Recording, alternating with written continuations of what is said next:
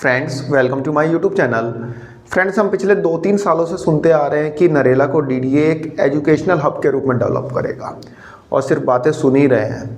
DDA ने officially कभी नहीं बोला कि हाँ भाई मैं इसको एक एजुकेशनल हब के रूप में डेवलप करूँगा। जो भी न्यूज़ मिल रही है मीडिया के थ्रू मिल रही है। हाँ, डीडीए ने वहाँ पे कुछ यूनिवर्सिटीज़ वगैरह के बोर्ड ज़रूर लगा दिए थे कि हाँ भाई डीडीए इसे एजुकेशनल हब के रूप में बनाएगा, बट रिटर्न में कभी नहीं कहा कि हाँ भाई इसको एजुकेशनल हब बनाना है। जो भी बातें हमें जो भी न्यूज़ हमें मिलती गई वो सब के सब मीडिया न्यूज़ के थ्रू मिलती गई। लेकिन फ्रेंड्स, आज यहाँ पे एक गुड न्यूज़ है। गुड न्यूज़ ये है कि नरेला को एजुकेशनल हब बनाने और साथ साथ वहाँ पे क्या क्या डेवलपमेंट होना है इससे रिलेटेड डीडीए ने डॉक्यूमेंट्री प्रूफ दे दी है। तो आइए फ्रेंड्स देखते हैं कि डीडीए ने ऐसा कौन सा डॉक्यूमेंट रिलीज़ किया है और उसमें नरेला को एजुकेशनल हब बनाने और डेवलपमेंट से रिलेटेड और कौन कौन सी जानकारियाँ हैं, ये हमें वो डॉक्यूमेंट में पता चलेगा। तो चलिए फ्रेंड्स देखते हैं। फ्रेंड्स, आप देख सकते हैं यह है invitation of expression of interest for auction of licence rights of land measuring approximate 60.71 एकड़ in sector G7 G8 Narela, new Delhi on licence fee basis for development and operations of an educational city. Friends, Narela को educational city बनाने के लिए sector G7 G8 में 60.71 एकड़ land mark की गई है, जो कि डीडीए 55 साल की लीज पर देगा, जिसके लिए डीडीए ने रेपुटेड इंस्टीट्यूशन से ईओआई मंगाई है। मतलब कि इंस्टीट्यूट्स यूनिवर्सिटीज से एक तरह की एप्लीकेशन मंगाई है जो कि नरेला में रन करने के लिए डीडीए की टर्म्स एंड कंडीशन पर इंटरेस्टेड है। फ्रेंड्स, ये कोई टेंडर नहीं है, ये सिर्फ एक एक्सप्रेशन ऑफ इंटरेस्ट है। और डीडीए नरेला को कैसे डेवलप करना चाहता है यह ईओआई का डॉक्यूमेंट जो है रिवील करता है। आइए एक बार गो थ्रू करते हैं इस डॉक्यूमेंट को, ताकि हमें पता चल सके कि जो डीडीए है नरेला को कैसे डेवलप करेगा। DDA intention is to set up a world class educational city comprising of technical institutes, colleges, schools, research centers, training institutes, finishing school or combination of such establishments with state-of-the-art academy infrastructure capable of hosting global education program। तो DDA कुछ इस type से अपना educational hub बनाना चाहता है नरेला को। इसमें technical institutes, colleges, school, research centres, training institutes, ये सब यहाँ पे एस्टेब्लिश किए जाएंगे। The institution facilities to be established in the educational city will be required to host a state of the art digital learning facility, research labs, libraries and innovation hub etcetera.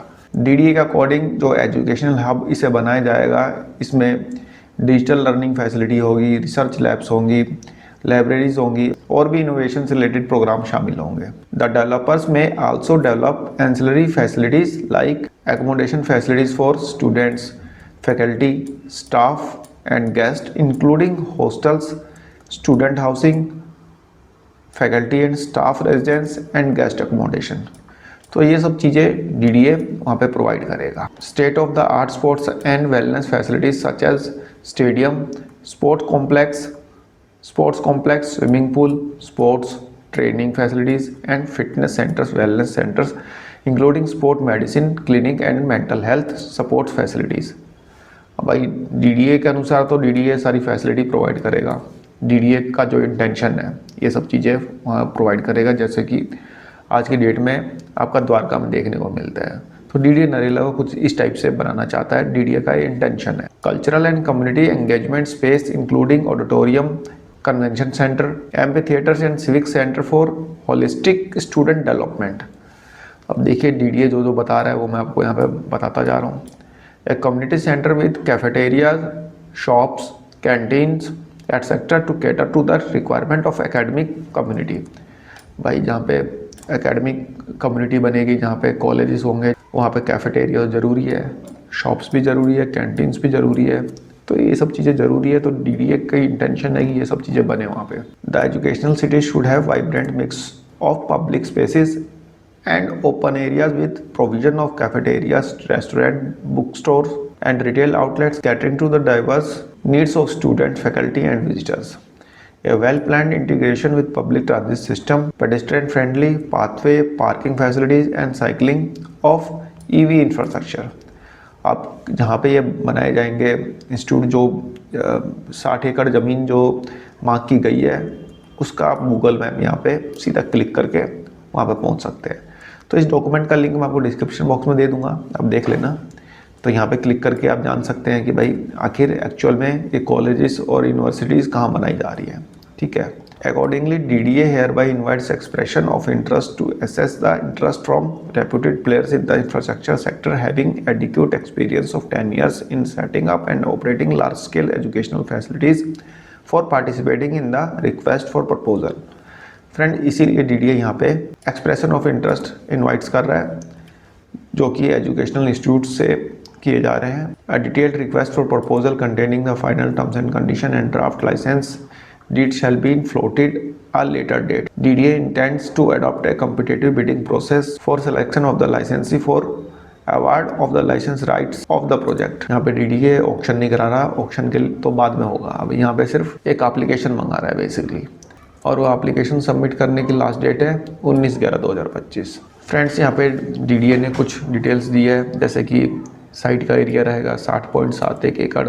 Master plan 2021 के according residential change of land use from residential to public and semi public is under process. Vacant land है, public and semi public. As per MPD 2021 for university campus. Master plan 2021 के according ground coverage जो रहेगी 30% रहेगा। Floor area ratio रहेगा 225। Height maximum रह सकती है 37 metre. तो DDA ने यहाँ पे पहले ही बता दिया ये सब चीज़ें, मतलब ये सब कंडीशन जो है आपको माननी होगी।